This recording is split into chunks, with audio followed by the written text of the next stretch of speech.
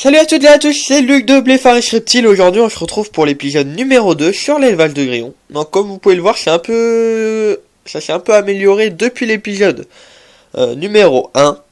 Donc je vais commencer par là. Donc j'ai 3 boîtes déjà. Donc une, 2, 3 fermées. Donc il vous en faut une avec un couvercle qui sont pas très hautes, hein. Donc dans la première boîte, j'ai décidé de mettre donc les femelles et les mâles de reproduction, donc surtout beaucoup de femelles, et je mets quand même quelques mâles tout simplement pour en cas où la femelle n'est pas fécondée, qu'elle soit fécondée. Donc là actuellement j'en ai plus dedans, vu que toutes les femelles qui auraient dû pondre, je les ai déjà fait pondre, et donc pour ça je les ai placées dans les boîtes subadultes et nourrissables. Donc une fois qu'elles ont pondu, vous voyez, il n'y en a plus beaucoup, hein. Encore dans le rouleau là, à mon avis. Hop. Voilà. Voilà, donc le torchon là, c'est pour mouiller. Pour qu'il puisse... Enfin, pour mouiller. Pour qu'il puisse boire. Et en fait, je leur mets plus de coton, tout simplement parce qu'elles vont pondre dans le coton. Alors que dans les mouchoirs, elles ne peuvent pas pondre. Ensuite, l'élevage des jeunes grillons. Donc j'en ai déjà eu quelques-uns. Par après, je vais vous montrer les œufs et ma technique pour les récupérer. Donc, là, vous voyez, là vous avez un exemple. On a quand même pas mal, hein. Là également. Là, c'est au bout de 2 ou 3 récoltes, hein. Donc, voilà. Tac. Hop, j'arrive plus à fermer la boîte. C'est pas grave. Voilà.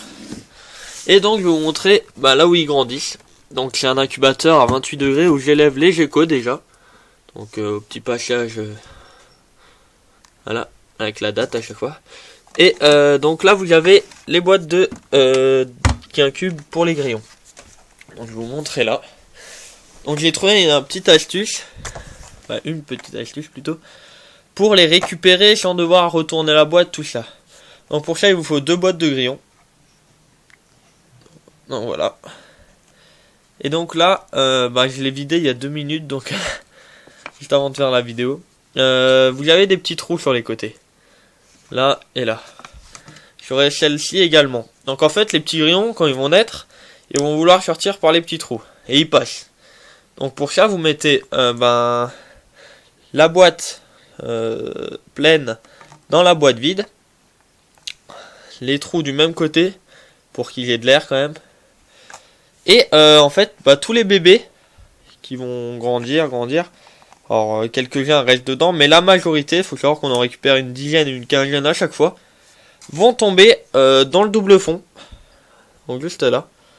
Et donc après, vous n'avez plus qu'à prendre votre boîte et la vider. Alors il faut savoir que moi, je sais pas si vous avez vu tout ce que j'ai dedans, c'était en 3 coups.